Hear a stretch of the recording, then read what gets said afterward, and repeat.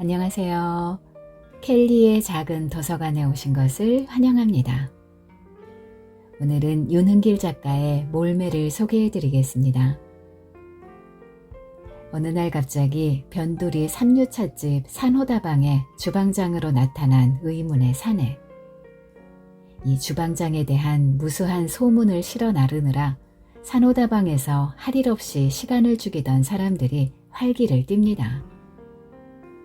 온갖 무성한 소문에 휩싸인 이 주방장의 정체는 무엇일까요?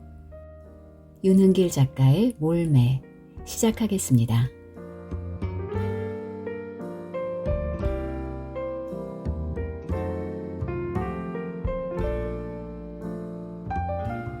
내용물보다 그걸 담는 그릇 쪽이 외려 더 행세하고 우대받는 경우를 요즘 들어 왕왕 본다.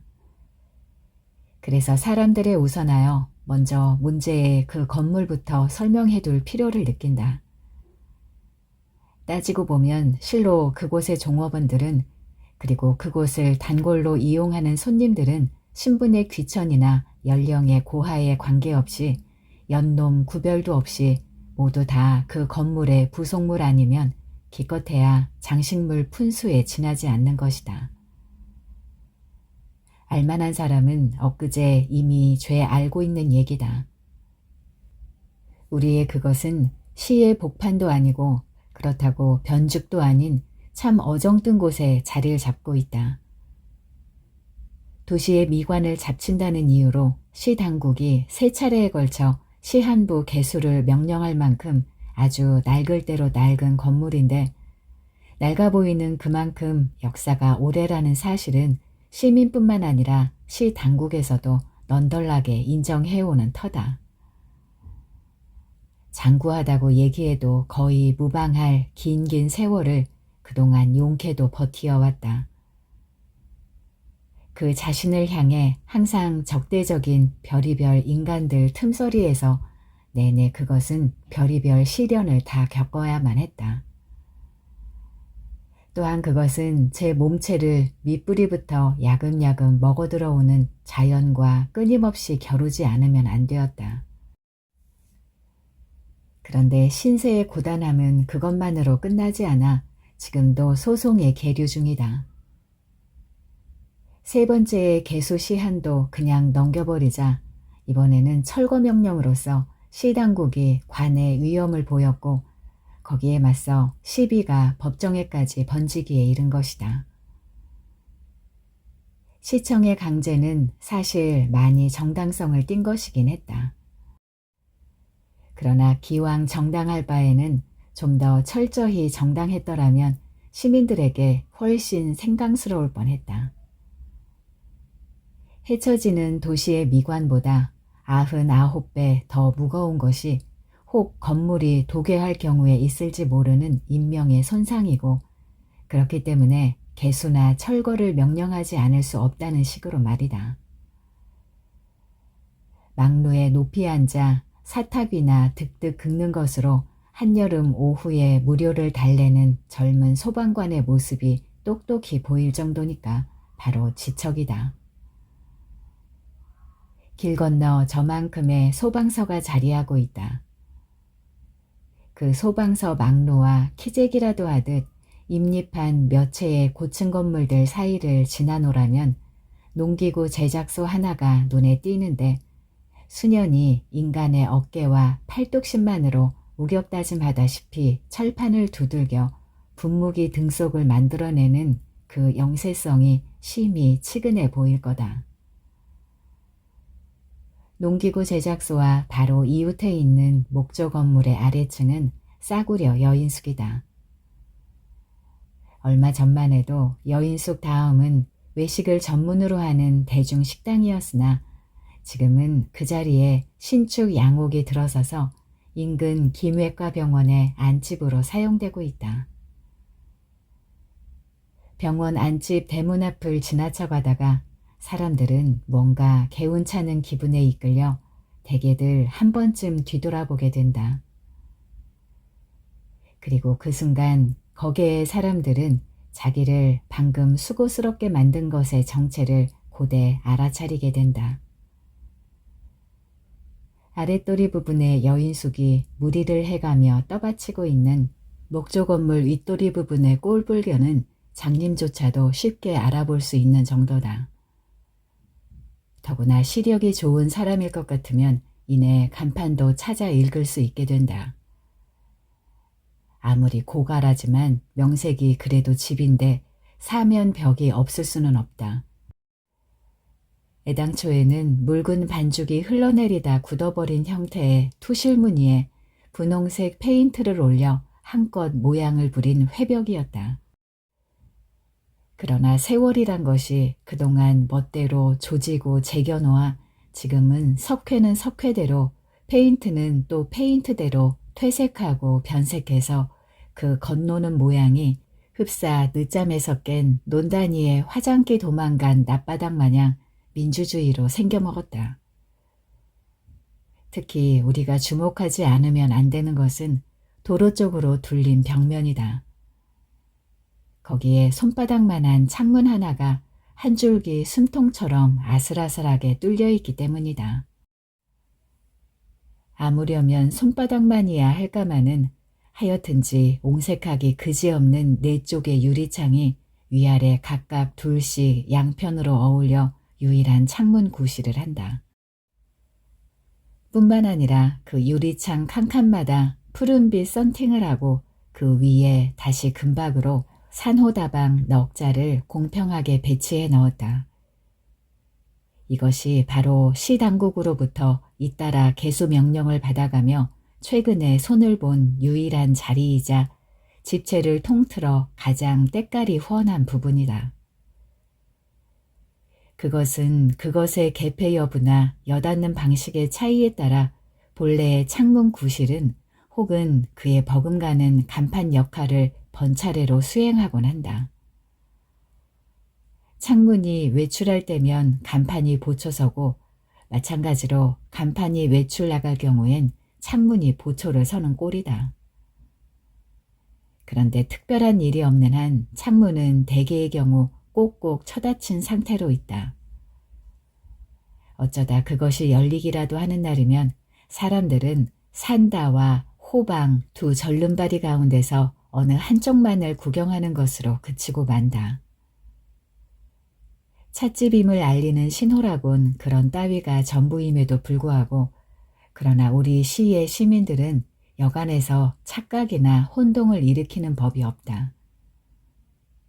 이왕 내친 걸음이니까 우리의 산호다방 내부도 마저 보아주기 바란다. 입구로 들어설 때는 되도록이면 오른쪽은 외면한 채 빠른 걸음으로 지나치는 것이 이롭다. 여인숙과 함께 쓰는 남녀 공용의 화장실은 그것이 닫혔건 열렸건 상관없이 언제나 마수부터 비위를 상하게 만들기 십상이다. 곧바로 층계가 눈에 띈다. 정확히 27단의 높이를 가진 목조 계단인데 기울기가 워낙 가파른 데다 중간에서 잠시 쉬어 꼬부라지는 층계참조차 배품이 없이 단숨에 곧장 치올려 세운 구조의 그 멍청스러움 덕분에 만약 여자라도 동반했을 경우 당신은 엉큼한 마음 없이도 기사도 정신을 발휘할 수 있게 될는지 모른다. 더구나 목조의 수명까지 다 된 상태여서 위태롭기조차 한 것이다. 맨 아랫단에서 위쪽으로 오를수록 밟힘을 당한 층계가 지르는 신음이 점점 고조된다. 그 기분 나쁜 소리는 밝은 세상에 다시 나갈 수 있을지 어떨지를 점치면서 수술실로 들어서는 중환자만큼이나 초행의 당신을 불안스럽게 만들 것이다. 층계의 마지막 단을 딛고 서면 거기에 영락없는 또 하나의 다른 당신이 미리감치 도착해 있어 뒤미쳐 허덕이며 올라오는 당신을 환영하고 있을 것이다. 비록 다른 당신이 실제의 당신의 모습에 비길 때 크고 살찌고 약간은 한쪽으로 이지러져 보이고 그리고 한꺼풀 망사천 너머로 흘겨보듯 망측스러운 추남으로 비친다 해도 그리 신경 쓸 필요는 없다. 등신비의 대형 거울의 장난인 것이다. 거울의 상단에는 축 발전, 그리고 하단에는 영생고여 제7회 달맞이 회원 일동 이라는 글씨가 각각 새겨져 있다. 원래 고르지 못한 표면에다 뒷면에 수은 가루마저 군데군데 벗겨져서 기능의 일부를 착실히 얌질하고 있다. 그 점이 외려 더 분위기에 착 들러붙는다. 원래 고르지 못한 표면에다 뒷면에 수은 가루마저 군데군데 벗겨져서 기능의 일부를 착실히 얌질하고 있다. 그 점이 외려 더 분위기에 착 들러붙는다. 삐걱거리는 계단을 숨가삐 올라서는 회사원이면 회사원, 절도범이면 절도범들의 면면을 고지곧 극명하게 되쏘지 않는 것만도 여간만 다행이 아닐 수 없다. 이제는 다 됐다. 거울을 한 옆으로 비끼면서 출입구 손잡이를 잡아당기는 그런 정도의 수고로 당신은 이제부터 산호의 한 식구가 되는 것이다. 먼저 굴속 같은 어둠이 당신의 전신을 휩싼다. 그 어둠 속에서 사금파리처럼 하얗게 웃으며 섰는 가지런한 치아가 우선 눈에 띈다.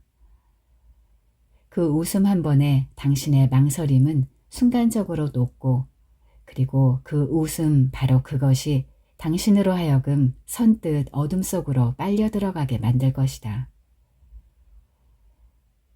여느 날과 똑같았다. 시골 국민학교 교사 김시철을 입구에서 반긴 것은 하얀 이빨, 하얀 웃음의 손마담이었다. 카운터 옆에서 마담을 상대로 판에 박힌 인사를 건네고 어쩌고 하는 사이에 장벽처럼 막아서던 실내의 어둠도 서서히 물러갔다. 어둠을 대신해 어느새 좌석들의 행렬이 서서히 공간을 차지해 나가고 있었다. 마음만 먹으면 언제든지 창문을 열고 소방서 막루를 바라볼 수 있는 오른쪽 끝에서 두 번째 자리는 역시 비어 있었다. 저절로 비어 있다기보다는 실은 마담의 배려로 일부러 비워놓은 자리였다. 김시철은 제 단골 좌석에 가서 아무렇게나 몸뚱이를 부렸다. 그래, 오늘도 사표를 품에 넣고 출근하셨었나요? 뒤따라온 손마담이 맞은편에 앉으면서 이렇게 말을 걸었다. 50 고개를 저만큼 앞에 둔 그 나이에 흔히 보는 비만형 몸집인데도 퍽 곱고 정갈하게 늙는 인상이었다. 그래서 사람들은 그녀의 그런 면을 보고 미륵보살이라 부르는 것이었다. 그거야 물어보나 마나죠 뭐. 귀찮다는 내색을 구태여 감출 필요 없이 김시철은 퉁명스럽게 대꾸했다. 구식의 목재 의자라서 궁둥이를 붙이면 앉은 키가 형편없이 낮아지는 반면 팔바지의 위치는 또 턱없이 높아진다. 그래서 사용하기에 다소 불편한 점이 없지 않지만 그 대신 단골 자리에 정좌했을 때의 김시철에겐 바로 그 의자의 기이한 구조 덕분에 선천적으로 없던 위험이 혹처럼 갑자기 붙으면서 시골 국민학교 교사치고는 좀 과람스럽지 싶은 거만한 앉음새를 본의 아니게 취하게 되는 것이었다. 적어도 산호다방 안에서, 더구나 상대가 손마담이라면 웬만한 무례는 다반사로 통하는 줄을 김시철은 익히 아는 터였다. 적당한 기회가 없었던 모양이군요. 훈장 자리 하나 내놓는데 어찌 기회가 없겠어요. 눈 딱 감고 내던지는 그때가 바로 기회죠. 사람이 모자란 탓입니다. 사표를 내던질 만큼 변변한 위인이 못 된다는 걸 마담은 처음부터 아셨을 텐데. 참는 김에 더 참고 견디셔야죠. 요즘 들으니까 교사들 봉급이 많이 오를 거라고들 그러는데 그렇게 되면 지내기가 한결 수월해질 거잖아요. 그까지 봉급 몇 푼 오른다고 나무 주걱이 쇠 주걱이 되나요? 근본적인 문제는 사회적 지위입니다. 사람들이 자기네 사위감으로 혹은 신랑감으로 국민학교 선생한테 어떤 점수를 매기느냐에 달린 겁니다. 마음 느긋이 가지세요. 그러기 전에 무엇보다도 우선 쉬셔야 돼요. 되게 안방처럼 생각하고 한참 주무세요. 마담은 갔다. 김시철 쪽에서 생각할 때 마담은 언제나 앉아있어야 할 시간의 길이를 정확히 알고 또 언제쯤 일어서야 하는가를 정확히 아는 여자였다. 그는 잘 익은 배를 베어먹듯 사근사근 울리는 마담의 목소리를 상당히 즐기는 편이었다. 시철이 잠에서 깼을 때는 이제 막 밤 일을 시작한 농기구 제작소에서 철판 두들겨대는 소리가 한창이었다. 꽈당꽈당 울리는 소리에 섞여 손마담 목소리가 옆자리에서 들렸다. 처음엔 누구나 다 그렇죠. 하지만 이제 곧 아무렇지도 않게 될 거예요.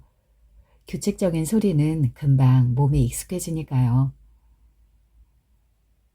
멋모르고 들어온 뜨내기 손님 한 쌍이 되게 불평을 늘어놓고 있었다. 다방이 뭐 이래? 일루미네이션은 0점이고 데코레이션은 마이너스로군. 그러게 말이야.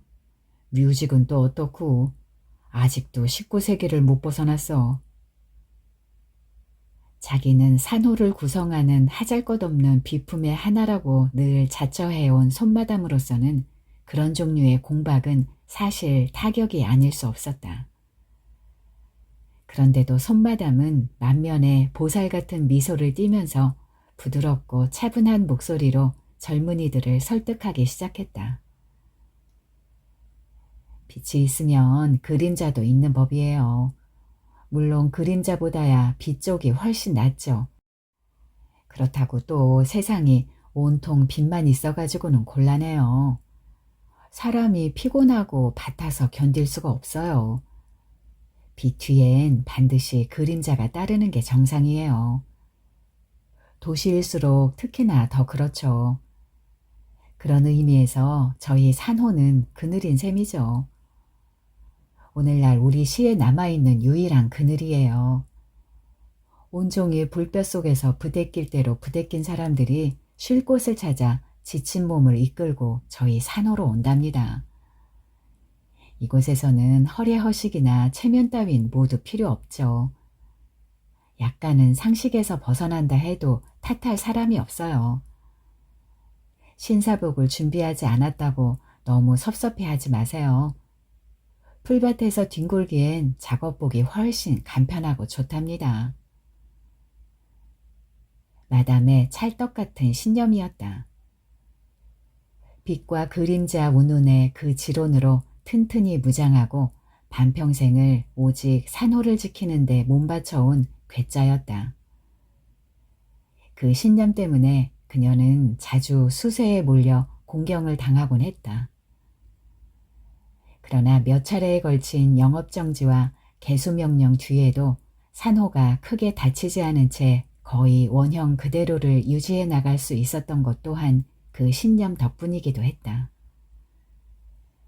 그녀는 자신의 다방 운영을 영업행위로 생각한 적은 꿈에도 없었다. 어디까지나 그것은 명실상부한 하나의 사회 사업이었다.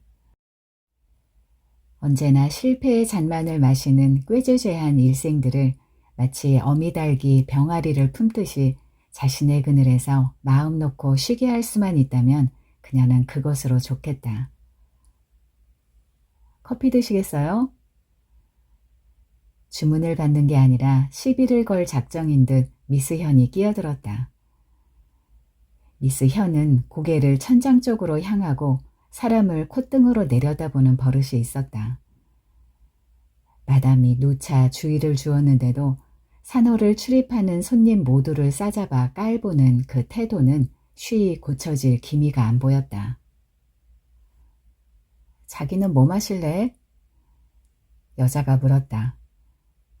난 커피. 남자가 대답했다. 커피하고 토마토 주스. 여자는 미스 현이 지른 불을 훅 불어 끄는 기세로 간단히 처리해버렸다. 주문을 받자 미스 현은 잠자코 돌아섰다. 그리고 회회 내저으며 걷는 미스 현의 엉덩이가 비좁은 통로를 꽉 메웠다. 뒤늦게 마담이 깜짝 놀라는 얼굴을 했다. 아가씨는 토마토 주스를 주문하셨나요? 왜 안 되나요? 그럴 리가 있겠어요. 토마토 주스 좋죠. 여성들 미용에도 좋고. 미스 현이 전표를 주방 창구에 밀어넣으면서 한입 가득 비웃음을 물었다. 마담의 그 설득적 음성이 되이어졌다.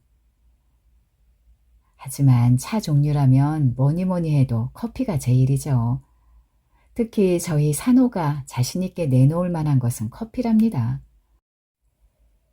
그러면서 손마담은 커피 예찬론을 늘어놓기 시작했다. 듣기에 따라서는 커피나 두고 주스 시키면서 어떻게 현대 여성 축에 낄 수 있느냐는 투였다. 마담의 말이 끝남과 거의 동시에 차가 배달되어 왔다. 두 잔의 커피였다. 젊은 남녀는 귀신에라도 홀린 듯 어안이 벙벙해서 아무 소리 못하고 그저 바라만 보았다. 그것 보라는 듯이 미스 현이 실쭉 웃으며 그들먹한 엉덩이로 통로를 빼곡 메우고 갔다. 산호다방 커피라는 게 당초에 엉망이었다. 되는 대로 설설 헹궈낸 개순물 맛과 별반 다를 게 없었다. 검지도 붉지도 않은 애매한 빛깔에 들쩍지근한 냄새만 풍겨 그걸 목구멍으로 넘기고 나면 단박에 속이 닝닝해오는 것이었다. 어른이 되담한 것 같은 장발의 주방장 녀석이 장담하고 만들어내는 유일한 차가 예의 그 커피였다. 듣는 데서 혹 누가 커피 맛이 형편없다고 불평이라도 할라치면 녀석은 까놓고 대거리질을 해대곤 했다. 100이면 100 다 식성에 맞는 차를 만들 줄 알면 어떤 개아들 놈이 이런 삼류다방 구석에서 여지껏 썩고 있겠느냐는 것이었다. 그러니 본격적인 커피 맛을 보고 싶은 사람은 허구한 날 산호에 죽치고 앉아있을 게 아니라 관광호텔 커피숍 같은 데나 가보라는 얘기였다. 뿐만 아니었다. 녀석은 손님이 약간 뜸한 시각이면 주방에서 홀로 진출하여 짬짬이 단골들과 맞상대를 하면서 감히 담배 한 대 꾸자고 손을 벌리는 것이었다. 손마담한테는 주방장 못지않은 또 하나의 애먹이로 미스 현이 있었다. 미스 현은 그의 직업용 성명이 가짜이듯이 마음보 또한 가짜였다.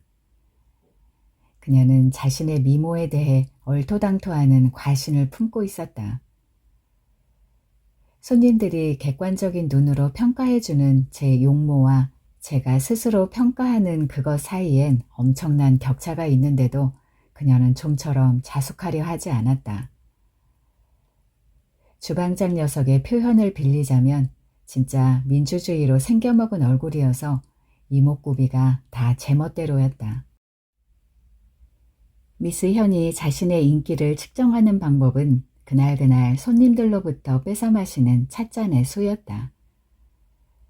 손마당 눈을 피해가며 요령 좋게 만만한 단골들을 협박해서 매상을 올리는 그 한 잔에 그날의 희비가 엇갈렸다. 이를테면 어제는 10잔을 얻어먹어서 100% 살맛이 났는데 오늘은 5잔 뿐이니 자살이라도 하고 싶다는 식이었다. 누구나 다 마찬가지일 테지만 그녀의 원래 희망은 다방 내지가 아니었다. 안지나서나 지금도 그녀는 일편단심 가수의 꿈을 버리지 못하고 있었다. 따라서 거기에 철딱선이 없는 레지 아이들의 실속 위주의 소원으로 어떤 돈 많은 늑다리 하나 물어서 하루아침에 주인 마담으로 껑충 도약하는 손수 다방을 경영해 본다는 따위의 생각은 그녀에게 경멸을 받아 마땅했다. 그녀는 틈나는 대로 화려한 무대 위에서 스포트라이트를 전신에 받으며 만원사리의 관중을 상대로 그들의 애간장을 낱낱이 녹이며 섰는 자신의 모습을 시커먼 천장 위에다 그리곤 했다. 그녀는 자신이 인류 가수로 출세한 직후 곧바로 한 고학생과 사귀어 몸과 마음을 다해 그를 뒷바라지하게 되기를 소원했다. 그리고 재주는 있으나 환경이 몹시 불우한 그 고학생이 자신의 도움에 힘입어 대학을 마치고 판검사가 되는 그 순간에 가서 자기를 본때 있게 배신해 주기를 소원했다. 그가 당연히 그래줘야만 자기는 마지막 고별 리사이틀에서 청중들의 열화와 같은 재청에 대한 답례로 윤심덕의 사의 찬미를 부르다가 무대 위에서 숨을 거둘 수가 있었다. 마지막 무대에 오르기 직전에 그녀는 필히 음독할 각오였다. 밤도 어지간히 깊었다. 김시철은 홀 안을 한 바퀴 둘러보았다. 매일 저녁 개근하다시피 하는 단골들의 모습이 저마다의 지정석을 차지하고 개에게 풀린 몰골들을 한 채 시간을 보내는 중이었다. 카운터에서 제일 가까운 자리에 앉은 건 전직 신문지국장 경력의 최 씨였다. 금전관계 등과 여자관계 등과의 모종 사건에 얽혀 몇 년 전에 은퇴한 후 지금까지 오직 현역 기자들의 패기 없음만을 한탄하면서 세상을 사는 초로의 호라비인데 요즘 손마담을 감히 어쩌려 한다는 소문이었다.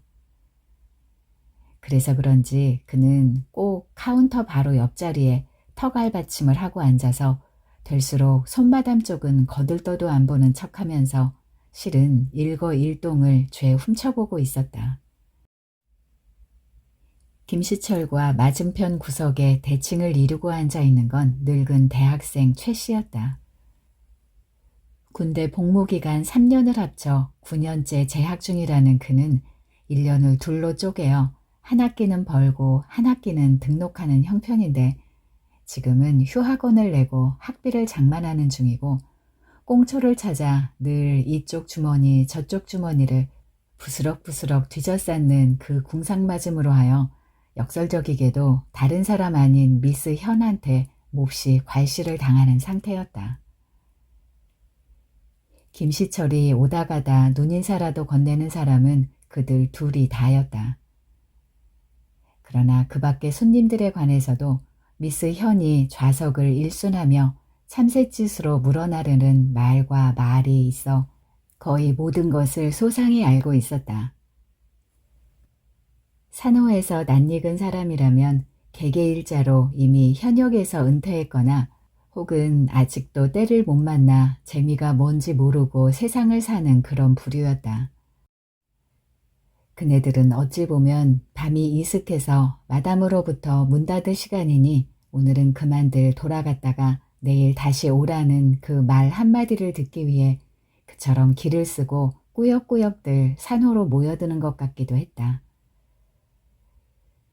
언제부터인지 모르게 철판을 꽈당꽈당 두들겨 패던 소리는 그쳐 있었다. 그리고 그걸 대신해서 역시 언제부터인지 모르게 사내들의 언쟁하는 소리가 점점 열도를 더해가며 벽을 타고 2층까지 또렷이 살아 올라오고 있었다.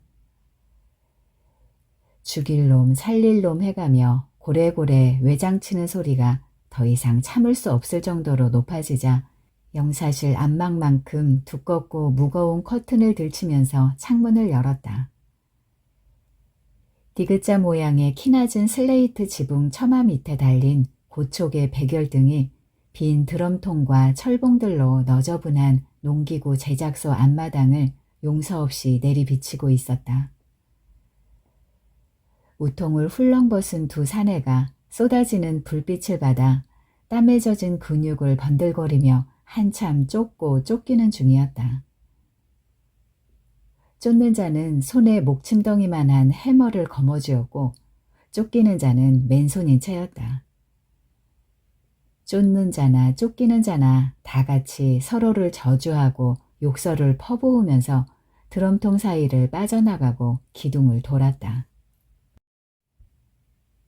너댓 명의 동료가 곁에 있었으나 그들은 팔짱을 낀 채 실실 웃어가며 구경만 하고 있었다. 마침내 막다른 골목에 몰려 맨손의 사내는 더 이상 도망칠 수 없게 되었다. 좋다, 쳐라, 쳐. 맨손의 사내가 대갈통을 디밀면서 한 발짝 해머 앞으로 다가들기 시작했다. 다른 사내가 해머를 머리 위로 번쩍 축혀 세우면서 험악한 눈초리를 했다. 그 순간 오랜만에 맛보는 신선한 긴장감이 김시철을 압도해버렸다. 오냐, 그러잖아도 빌빌대고 사느니 차라리 죽고 싶던 참이다. 마침 잘됐다. 쳐라, 어서 쳐. 금방 내리칠 듯한 그 동작만도 가히 살인적이었다. 꽝 소리와 함께 골통이 으깨지는 장면을 상상하면서 김시철은 다음 순간을 목마르게 기다렸다. 그러나 어찌된 영문인지 사내는 등등한 기세가 무색하게 결행을 자꾸 망설이더니 끝내는 해머를 동댕이 치면서 엉엉 소리내어 울기 시작했다. 그러고는 그만이었다. 공장장쯤으로 보이는 작달막한 체구의 사내가 나타나 카랑카랑한 소리로 두 사람을 호되게 나무랐다. 이 개 도야지만도 못한 놈들아. 비싼 밥 먹고 그래 헐짓들이 없어 맨날 쌈질들이냐? 이놈들아 똑같이 고생살이오는 불쌍한 종자들끼리 이놈들아 서로 위로해주지는 못할 망정 허구 많은 날 치고 패고 지랄 발광들이나 하고. 김시철은 창문을 닫았다. 커튼도 도로 내려버렸다. 끝장을 보지 못한 긴장감이 아직도 체내를 돌며 아쉽게 꿈틀거리고 있었다. 이제는 돌아가야 할 시간이었다. 하숙방에 가면 식은 밥상이 저를 기다리고 있을 것이다. 스스로의 의지로 발딱들 일어설 생각을 못하고 문 닫을 때까지 궁시궁시 시간만 보내는 산호의 떨거지들을 둘러보면서 김시철은 두 번 다시 이놈의 다방에 출입하지 말자고 벌써 습관이 돼버린 맹세를 새삼 되씹어 보았다. 여느 날이나 조금도 다를 것이 없었다. 사표는 제출하지 못한 채 여전히 안주머니에 찔려 있었고 먹밤 같은 카운터 앞에서 사금파리처럼 하얗게 웃는 손마담의 이빨도 여전했다. 김시철은 오른쪽 끝에서 두 번째 좌석을 차지하고 앉아 대뜸 커피를 주문했다. 산호다방 커피 수준이 어떻다는 걸 속속들이 알고 있지만 그렇다고 다른 걸 주문해봤자 아무 소용없다는 사실 또한 익히 아는 터여서 그는 차 주문에 곤혹을 느껴본 적이 거의 없었다. 이윽고 차가 배달되어 나왔다. 그런데 찻잔을 내려놓는 미스 현의 입가에 전에 없던 웃음이 잠깐 내비쳤다. 아마 김 선생님도 깜짝 놀라실 거예요. 글쎄, 그러잖아도 방금 놀라고 난 참이야. 미스 현이 아마추어 노래자랑에서 장원이라도 했단 말인가? 그런 일 말고는 당장에 놀랄 일이 없을성 싶었다. 미스 현이 무슨 말인가를 더 하려는 기색인데 이때 현양아. 카운터에서 손마담이 기숙사 사감 같은 표정으로 엄한 눈짓을 보냈다. 이제 곧 아시게 돼요. 이렇게 소곤거리며 돌아서는 미스 현의 눈꼬리에 이번엔 어렵쇼 장난기마저 해낙낙히 묻어있질 않나. 그러고 보니 그새 산호다방에 뭔가 변화가 있긴 있었던 게 분명해졌다. 변화도 이만저만한 변화가 아닌 듯했다. 그 변화가 무엇인지를 김시철은 커피를 한 모금 마시고 나서야 비로소 눈치챌 수 있었다. 이제까지 마시던 개순물 맛이 아니고 이건 진짜 커피다운 커피여서 그는 하마터면 도로 뱉을 뻔했다. 그가 깜짝 놀라기를 기다려 마담이 다가왔다. 커피가 어떻게 마음에 좀 드셨는지 모르겠어요. 어떻게 된 일이죠? 주방장이 새로 갈렸어요. 마침 좋은 사람이 있길래 전에 있던 이군 보고 그만두라고 했죠. 김시철은 주방이 있는 쪽으로 고개를 돌렸다. 찻잔이 드나드는 반달 모양의 창구 저쪽에 여자처럼 희고 가는 팔 하나가 슬쩍 나타났다가 이내 사라지는 게 보였다. 주방장이 갈린 그 이튿날부터 산호다방은 무섭게 변모하기 시작했다. 우선 음악부터 바뀌어서 전에는 미스 현이 따라 부르기에 딱 알맞게실이 쫄쫄 쥐어짜는 뽕짝 조이던 것이 밝고 경쾌한 팝송 경향으로 크게 변했다. 다음은 커튼이었다. 진록의 두꺼운 나사천에서 연두빛 얼멍배로 시원하게 바뀌고 창문들은 경우직의 한가운데 위치로 활짝 개방되었다. 조명도 대폭 보강되어 실내는 눈부실 정도로 밝아졌고 하다못해 벽에 거는 액틀이나 시트 커버에 이르기까지 달라지지 않은 게 없었다. 그러나 다른 무엇보다 가장 충격적인 변화는 손마담의 그 딴 사람처럼 돌변해버린 태도였다. 공경에 처했다고 꼭 움츠리고만 살란 법은 없어요. 그럴수록 우린 우리대로 한정된 범위 내에서나마 즐기는 방법을 찾지 않으면 안 돼요. 바깥이 너무 눈부시다면 거기에 적응해 나갈 힘을 안에서부터 차츰 길러나가는 거예요. 그런 노력마저 포기해버리면 우리는 영영 낙오되고 말죠. 미스 현의 귀띔에 의해 사람들은 그와 같은 모든 변화가 주방 속에서 흘러나오는 지시에 의한 것임을 곧 알게 되었다.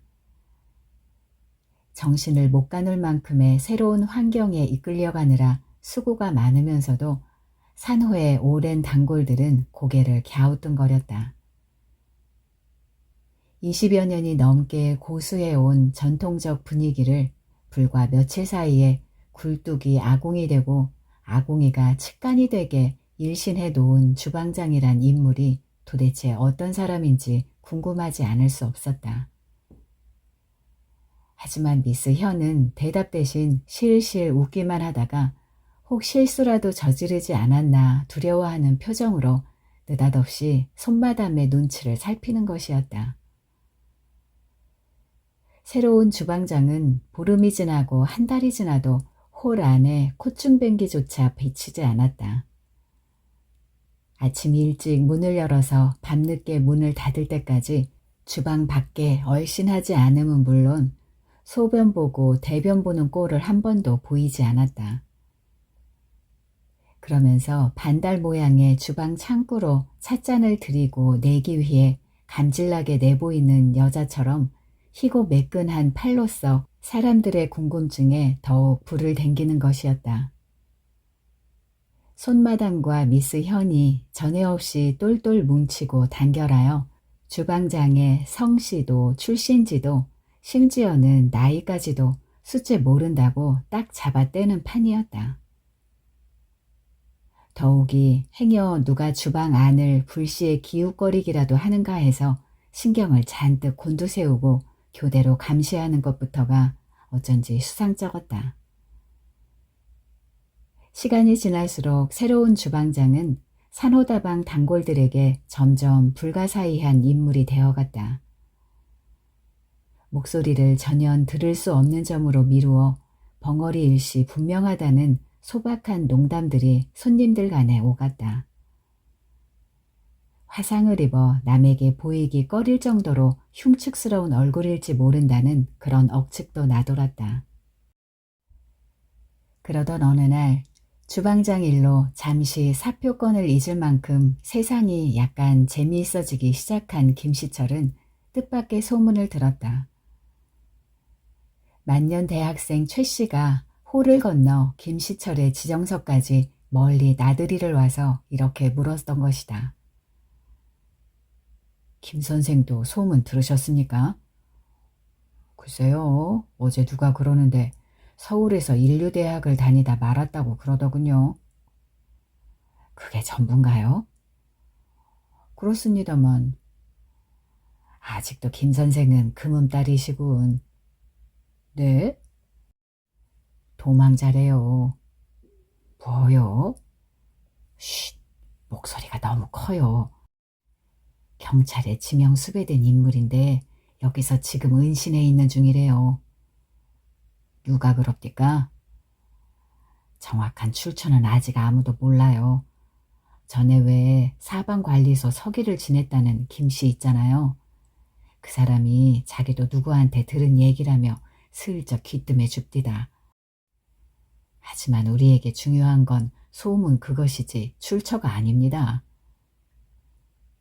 최 씨는 흥분을 감추지 못했다. 스스로 도망자가 된 기분이 드는지 여차하면 아무데로나 내뺄 듯한 자세로 엉거주춤 안절부절을 못했다. 비단 최 씨뿐만 아니라 다방 전체가 아연 흥분의 도가니였다. 사람들이 끼리끼리 모여 앉아 연신 주방 쪽을 흘끈거려가며 수군거리기에 여념이 없어 영업이 전혀 안 될 지경이었다. 손님들의 그런 꼴을 손마담은 잔뜩 부어 터진 얼굴로 감사하게 쏘아보고 있었다. 그리고 미스 현은 아까부터 카운터 뒤에 틀어박혀 침먹은 지네처럼 옹승그린 채 나올 줄을 몰랐다. 산호다방 유사일에 손님들이 이렇게 활기에 넘쳐보기는 아마도 처음일인 듯 싶었다. 나중에는 전직 신문지국장 최 씨까지 와서 합세해서 일행이 셋으로 불어났다. 하루하루를 넘기기가 그저 지겹고 끔찍하기만 하던 그들에게 주방장에 관한 소문 일습은 말하자면 영감 죽고 처음의 재미였다. 너무 살판이 난 나머지 그들은 자기네가 소문의 진부를 아직 확인도 해보기 전에 그대로 믿어버린 우를 범하고 있음조차 깨달을 여지가 없었다. 그들 세 사람은 마치 누에가 뽕잎을 먹듯이 되도록 이야기의 중심은 아껴두고 가장자리부터 차근차근 갉아 들어가기 시작했다. 먼저 서두를 꺼낸 사람은 김시철 그였다. 무슨 죄를 저질렀을까요? 틀림없이 누명을 썼을 거야. 최 씨가 자신있게 말했다. 아내를 죽였다는 누명을 쓰고 무기징역 언도를 받아 복역하다가 진범을 잡으려고 기회를 봐서 탈옥했을 거야. 얘기 여보슈. 그건 텔레비전에 나오는 리처드 킴블 얘기 아니오. 최 씨가 핀잔을 주자 최 씨는 허허하고 멋쩍게 한 차례 웃었다. 내 짐작엔 말입니다. 우리 주방장은 살인범이 분명합니다. 하고 늙은 대학생이 자신있게 말했다. 글쎄 그렇다니까. 하고 최 씨가 토를 달았다. 사회를 좀먹는 벌레만도 못한 인간이 부당한 방법으로 선량한 사람들의 재물을 착취하는 걸 도저히 용서할 수가 없었던 겁니다. 그래서 추악한 전당포도 우파를 손도끼로 쳐 죽였다 이겁니다. 이것도 어디서 많이 들어본 얘기 같은데. 들으셨다니 별 수 없군요. 허허. 두 분 생각이 너무 통속적인데 실망했습니다. 그럼 김 선생의 그 비통속적인 생각은 뭡니까? 난 좀 다른 각도에서 해석하고 싶습니다. 흑백이 분명하게 구체성을 띈 것보다는 사건을 약간 상징적인 방향으로 추리해 봤습니다. 요컨대 우리 주방장은 사실은 있으면서도 없고 없으면서도 있는 모종의 혐의를 받고 이곳 시골 다방에 은신 중인 인물입니다. 지금 무슨 얘기를 하고 계시는 거예요? 그는 무고하다. 다시 말해서 누명을 썼다 이 말입니까? 반드시 그렇지만도 않죠. 그는 분명히 잘못을 저질렀습니다. 그 잘못이란 게 남보다 특출나게 우월하게 타고난 그것입니다. 남보다 우월한 그것은 초능력일 수도 있고 양심 같은 것일 수도 있습니다. 별 회개한 소리를 다 듣는군요. 도대체 양심이나 능력이 어째서 죄가 된다는 겁니까? 아, 되다마다요. 얼마든지 죄가 되죠. 남달리 탁월한 능력 혹은 남달리 밝은 양심에 가려서 주위 사람들은 여간에서는 빛을 볼 수가 없습니다. 그렇기 때문에 제 아무리 스파이크를 신고 쫓아가도 그를 따라잡을 수 없는 평범인들이나 밑이 구린 속인들 편에서 생각할 때 그가 지니고 있는 것은 조만간에 결정적으로 자기네를 해할 흉기로 보일 게 당연합니다. 흉기를 소지한 그런 사람을 최형 같으면 안심하고 한 배에 태울 수 있을 것 같습니까? 나는 구체적인 걸 좋아하는 편입니다. 강간이면 파렴치범, 공산당이면 사상범, 그러니까 너는 사형, 너는 무기징역. 이렇게 때려야 얼른 이해가 가지. 남보다 우월하니까 죄가 된다는 그런 이론은 솔직히 말해 좀 곤란하군요. 차라리 난 자부심을 가지고 통속적인 쪽을 택하겠습니다. 늙은 대학생 최 씨와 시골 국민학교 교사 김 씨철은 서로 자기 짐작이 틀림없을 거라고 채반이 용수되게 우기면서 저녁 시간을 보냈다. 때마침 손마담이 여느 날보다 시간을 훨씬 앞당겨 일찌감치 문을 닫을 것을 통보해 왔으므로 두 사람은 아직도 턱없이 미진한 상태인 채 그만 막설하지 않으면 안 되었다. 아주 소소한 것이긴 하지만 그들 두 사람은 자리를 일어서기 직전에야 비로소 합의에 도달할 수 있었다.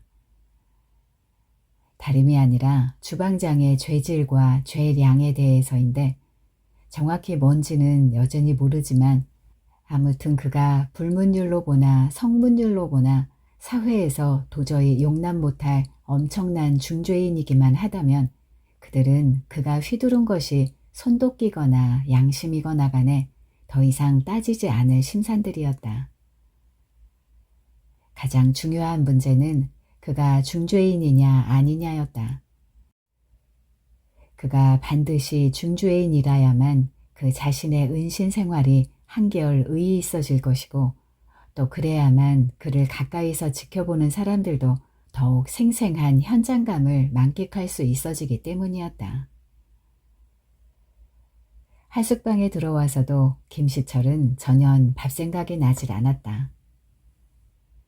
산호다방에서의 흥분이 고스란히 하숙집에까지 묻어와 가슴을 벌렁벌렁 놀게 만들었다.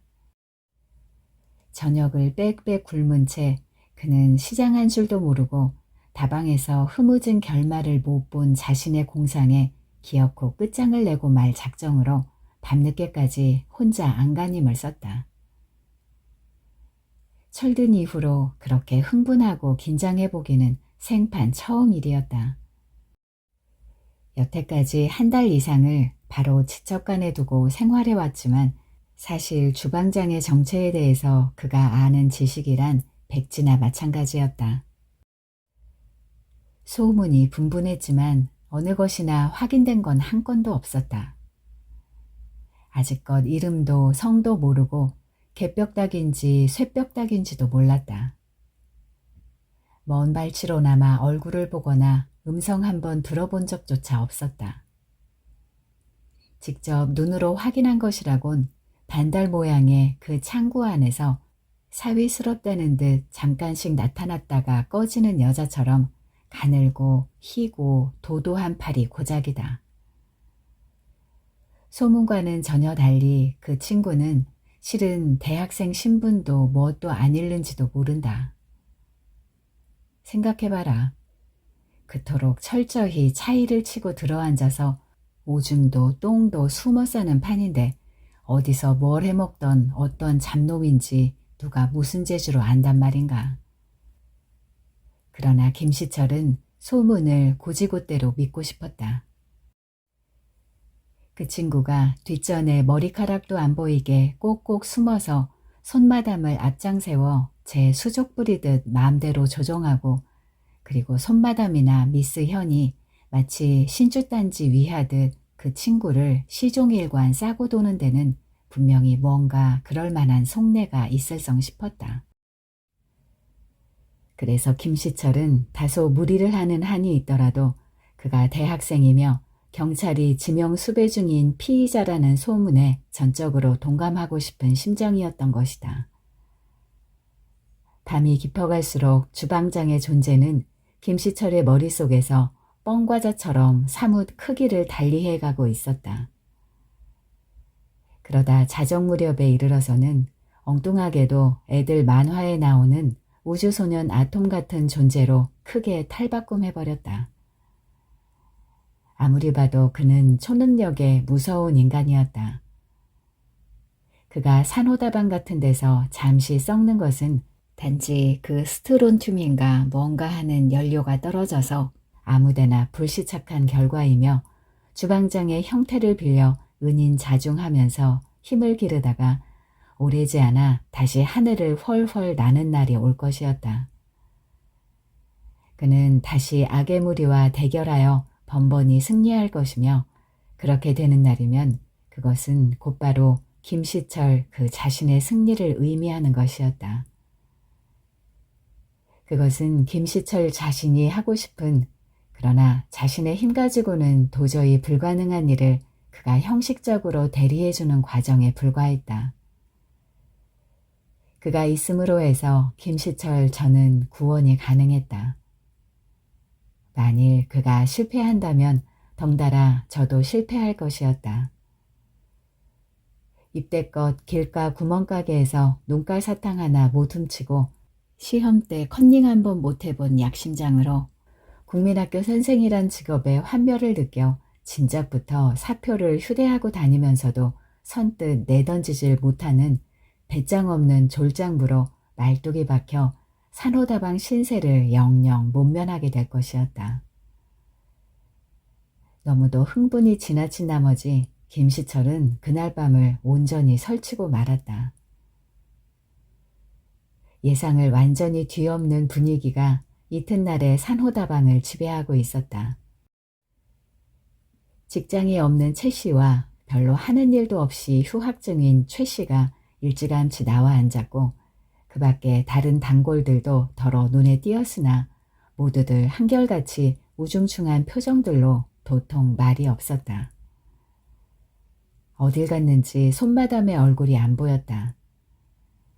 마담 없는 다방 안을 미스 현 혼자서 마음껏 휘젓고 다니는 중이었다. 미스 현은 산호다방 커피 맛이 개순물 마시던 당시의 버릇을 되찾아 어느새 도로 싸가지 없이 굴고 있었다. 주방장이 갈리면서 눈에 보이게 사람이 달라진 가장 대표적인 인물이 바로 미스 현이었다. 손님들에게 그럴 수 없이 싹싹해지고 고분고분해졌다. 단골들한테 강제로 차를 뺏어 마시던 버릇이나 손가락질 받던 여러 악취미는 물론이며, 날씨가 변하고 걸음걸이까지 달라져서 자주 얼굴을 붉힌다거나 손으로 입을 가리고 웃는 등 제법 수줍어할 줄을 다 알았다. 이를테면 비로소 처녀다워지기 시작한 셈이었다. 그녀는 세상을 완전히 다른 눈으로 보는 눈치였고, 뭔지 모르게 하루하루가 행복에 겨운 기색이었다. 가슴 저 밑바닥에 새록새록 기쁨을 솟구쳐 올리는 화수분 같은 샘이 있어 그 차고 넘치는 기쁨을 밖으로 퍼낼 구실을 찾지 못해 몸이 달아있는 듯 했다. 그러던 것이 어느 틈에 도로 민주주의가 된 것이다. 하루 가운데 손님이 가장 많이 들 그런 시각에 미스 현은 벌써 취해가지고 해롱거리며 좌석을 누볐다. 낯익은 단골이면 아무 자리에나 퍼석 주저앉아 위스키티 한 잔 사달라고 딱정이를 떼고 조르는 것이었다. 남자가 너무 째째하게 굴면 못 써요. 딱 한 잔만 더 마시고 끊을래요? 어때요? 전표 써 넣을까요? 마침내 김시철한테도 차례가 왔다. 그가 고개를 끄덕이기 무섭게 미스 현은 뽀르르 주방으로 달려가 전표고 나발이고 없이 제 손으로 직접 위스키 티를 만들어 홀짝거리며 마셨다. 주방장은 안에 있는지 없는지 드문드문 보이던 그 팔마저 전혀 볼 수가 없었다. 주방장이 내일 오전에 다른 곳으로 떠나기로 돼 있다는 얘기를 기뜸해준 사람은 늙은 대학생이었다. 최 씨가 김시철에게 말했다. 우리 어디 가서 술이나 한잔 합시다. 김시철로서는 꼭 배반이라도 당한 기분이었다. 말로는 표현 못할 허망감이 그를 잠시 무중력의 상태로 몰아넣었다. 최초의 충격을 가까스로 견디고 나서 그는 잠자코 일어나 최 씨 뒤를 따랐다. 두 사람 다 술집에서 통 말이 없는 가운데 무수히 대장만 했다. 소주 기운이 앵간히 올라오자 비로소 최 씨의 입이 무겁게 열렸다. 그 친구 비겁하게 자꾸만 도망쳐서는 안 됩니다. 좁은 땅덩어리 안에서 지가 기껏 도망쳐봤자 트자에 리을 놓는 거지 별 수 있습니까? 죽으나 사나 여기서 끝장을 봐야 됩니다. 피해 다니면서 구차스럽게 연명하기보다는 차라리 붙잡혀서 할 말 하고 당할 거 당하는 편이 훨씬 더 떳떳하고 영웅적이죠. 남들이 알아주고 생각해주는 그만큼 그 친구에겐 사람들을 실망시키지 말아야 할 의무 같은 게 있지 않겠습니까? 아톰 소년의 초능력에 불붙겠다며 밤잠까지 설치던 자신이 생각할수록 가짜않게 느껴지는 순간이었다. 두엄 자리에 붙박고 앉아서 남의 옷소매에 매달려 감히 구름 쪽을 넘보는 꿈을 꾸다니 될 법이나 한 일인가. 간밤의 공상이 그 얼마나 얼뜨고 허황된 것인가를 깨달으면서 김시철은 저도 모르게 쿡 하니 실소를 했다. 그는 최 씨의 말에 아무런 대꾸도 않고 그저 술만 마셨다. 그 친구의 장래를 생각해서 아니 할 말로 밀고라도 했으면 합니다.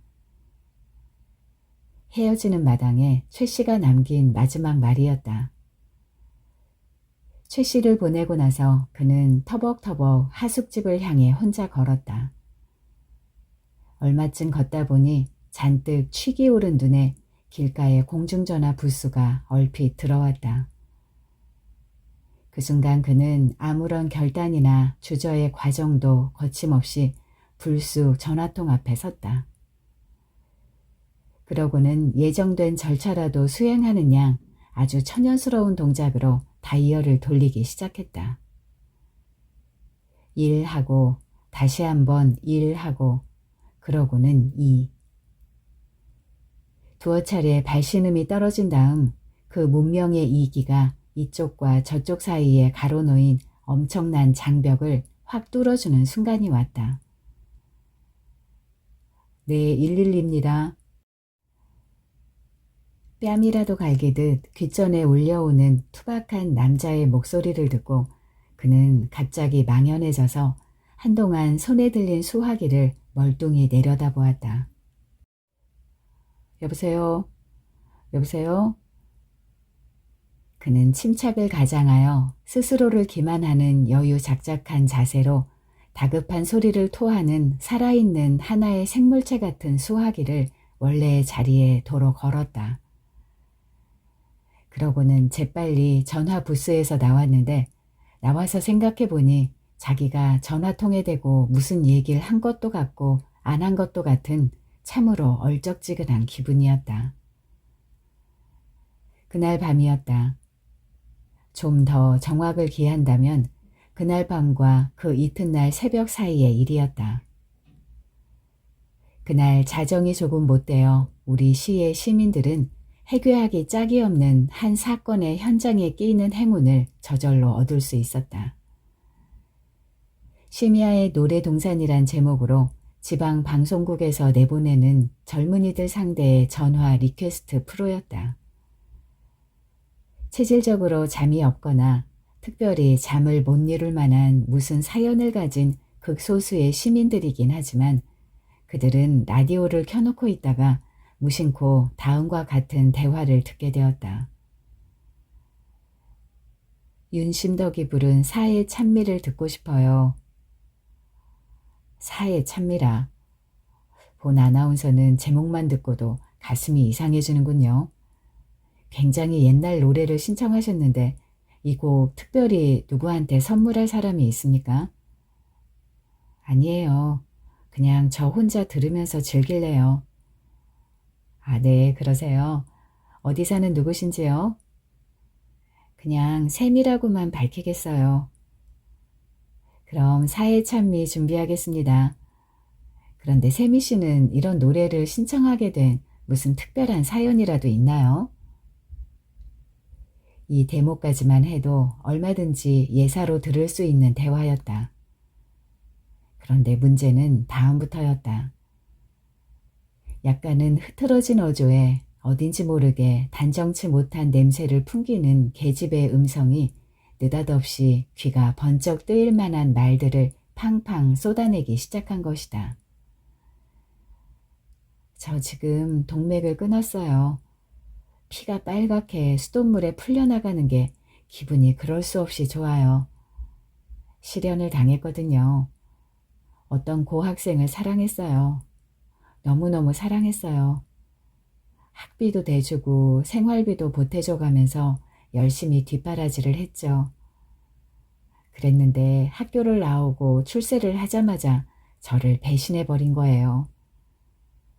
음악 잘 듣겠어요. 마지막 가는 길에 장송곡으로 삼으면서 조용히 세미는 눈을 감을게요. 여보세요? 세미씨, 세미씨? 잠깐 내 말 들어요. 일이 이렇게 되어 인간에 넘치는 그 아나운서는 우선 세미 양과의 대화를 계속해 나가는데 갖은 수단과 방법을 다하는 한편 동료를 시켜 경찰에 연락을 했다. 신고를 받은 경찰이 전신전화국의 협조를 얻어 통화자의 소재를 파악하기까지엔 무려 2시간 이상이 소요되었고 그동안 내내 아나운서는 진땀을 쏟아가며 방송사상 전무후무한 대화 내용을 그것도 생방송으로 내보내는 곤욕을 치르지 않으면 안 되었다. 구경꾼들이 산호다방이 들어있는 낡은 목조 건물 주위를 꽉 메우고 있었다. 아래층 여인숙 바로 앞 도로엔 사방으로 새끼줄이 쳐져 있고 네모 반듯한 그 출입금지의 영역 안엔 피 묻은 가마니 떼기 하나가 아무렇게나 버려져 있었다. 피는 가마니뿐만 아니라 주변 길바닥에 작은 도랑을 이룬 흔적을 남긴 채 햇볕에 검붉게 말라붙고 있었다. 그리고 유리 조각이었다. 산산이 부서져 나간 유리창의 파편들이 도로에 가득 널린 채 때마침 쏟아져 내리는 햇볕을 받아 앙증스럽게 반짝이고 있었다. 시체는 이미 치워버린 뒤였다. 그러나 길 위에 굵은 백목으로 그려놓은 동그라미와 화살표들이 아직도 선명한 채로 있어 시신이 놓였던 위치를 짐작하기는 어렵지 않았다. 시골 국민학교 교사 김시철은 구경꾼들 틈서리를 비집고 매일같이 드나들던 단골 다방으로 올라갔다. 경찰에 증인 자격으로 불려갔다 이제 막 돌아온 참이라는 여인숙 안주인이 혼자서 횡댕그렁한 다방을 지키며 창문의 커튼을 뜯어내리고 있다가 때마침 들어서는 그를 허탈한 표정으로 맞았다. 오래전부터 서로 안면이 있는 처지였다. 너무나 끔찍해서 처음엔 기함할 뻔했다오. 와장창 소리가 나길래 뛰어가 봤더니 글쎄 피투성이로 쓰러져 있지 뭐유. 주방 창문을 떠안은 채 곧바로 뛰어내렸으니 더 말해 뭐해요. 거꾸로 처박힌 걸 보면 도망칠 생각이 아니라 자살하려고 그랬던 게 틀림없다니깐요. 쯔쯔. 한바탕 혀를 차고 나서 여인숙 여자는 다른 커튼을 뜯어내기 시작했다. 아니 그건 왜 뜯는 겁니까? 경찰서에 함께 있다 나만 먼저 나오게 되니까 손마담이 특별히 부탁을 하대요. 나가는 대로 카텐을 치워달라고. 카텐뿐만 아니라 전등도 사람을 사서 말짱 다 치우래요. 뭐라더라? 도시에는 역시 그늘이 있어야 된다나요. 미스 현은 그 뒤 어떻게 됐습니까?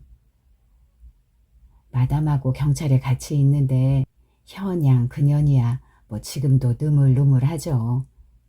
신고를 받고 경찰들이 들이닥쳐서 보니까 글쎄 동맥을 끊긴커녕 술이나 따라 마시면서 그때까지 방송국에다 전화질 하느라고 해롱해롱 하고 있더래요.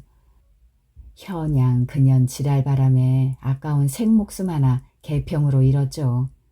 개쌍년 같으니. 반드시 미스 현 탓만은 아닐 겁니다. 홍 누가 압니까? 따로 밀고 한 사람이 있을지. 여인숙 여자의 숙였던 얼굴이 고추 들려졌다. 설마. 그 여자는 또 하나의 새로운 충격으로 하얗게 질리면서 저울질하는 듯한 눈으로 김시철의 위아래를 의심스럽게 바라보았다. 그는 곧 발길을 돌려 다방 출입문을 밀며 밖으로 나왔다.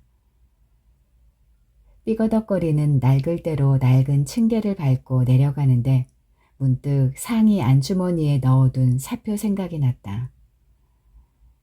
그는 마침 생각난 김에 그걸 꺼내어 갈갈이 찢어서 층계 아래로 흩뿌려버렸다. 사건 이후 시골 국민학교 교사 김시철은 며칠 동안 신문을 눈여겨봤으나 주방장의 투신 자살은 끝내 사회면 일단 기사에도 오르지 않았다.